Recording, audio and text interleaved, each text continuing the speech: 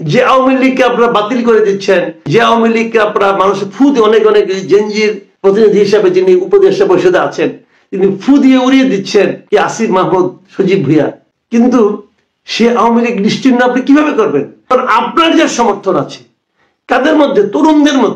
তরুণদের মধ্যে আপনার যা সমর্থন আছে, সেই তরুণদের মধ্যে আপনাদের চেয়ে বেশি লোক সমর্থন করে আওয়ামী লীগকে। আপনি কিভাবে বাতিল করে দেবেন আওয়ামী লীগকে?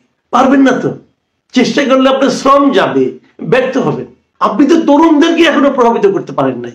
যে তরুণদের আপনারা প্রতিনিধি বলে দাবি করছেন, সরকারের কাছে দাবি করছেন, জনগণের কাছে দাবি করছেন, তরুণদের মধ্যেও আওয়ামী লীগের চেয়ে আপনাদের সমর্থন কম। শুনতে অবিশ্বাস্য ঠেকবে, এটা আমি বলার কারণে হয়তো এখন আমার গায়ে আওয়ামী লীগের ট্যাগ লাগিয়ে দেওয়া হবে। সেটা লাগান নাই, কোনো সমস্যা নাই। ওইরকম ট্যাগ আমার গায়ে অনেকে লাগানোর চেষ্টা করেছে, কিন্তু খুব বেশিক্ষণ টিকে থাকেনি। কিন্তু লাভটা কি হচ্ছে আপনাদের? তার মানে আপনারা যা করছেন, আপনারা যা বলছেন, তাতে কিন্তু তরুণরা উদ্দীপ্ত হচ্ছে না। আপনাদের নতুন করে ভাবতে হবে আপনাদের কি বলা উচিত, কি করা উচিত। আমি আরেকটা কথা বলি, আপনারা কি ভেবেছেন যে বয়স্ক লোকদের মধ্যে আপনাদের সমর্থন কেমন আছে?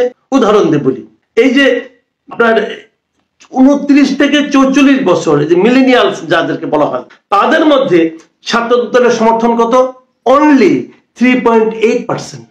একটু যারা বয়স্ক তাদের কাছে আপনাদের অবস্থা এরকম। এবং যারা একটু প্রৌঢ়, আমরা বলি যে 45 থেকে 60 বছর যারা, তাদের মধ্যে আপনাদের প্রতি সমর্থন মাত্র 2.5%। মানে বয়স্করা মনেই করছে না যে আপনারা দেশ চালাতে পারবেন। আর যারা তারও চেয়ে বয়স্ক, 60-এর বেশি, তাদের মধ্যে আপনাদের প্রতি সমর্থন 1.6%। মানে তারা তো আরো মনে করছে না যে আপনারা কিছু করতে পারবেন। তাহলে কেমনে হবে ভাই? কেবলমাত্র সরকারের সমর্থন নিয়ে আপনারা কতদূর অগ্রসর হবেন? আপনারা কিংস পার্টি বলে মন খারাপ করেন না। কারণ কিংস পার্টি থাকলে আপনি যা কিছু ভোট পেতে পারেন, অন্য কোনোভাবে পাবেন না। আপনাদের রাজনীতিতে চেঞ্জ আনতে হবে।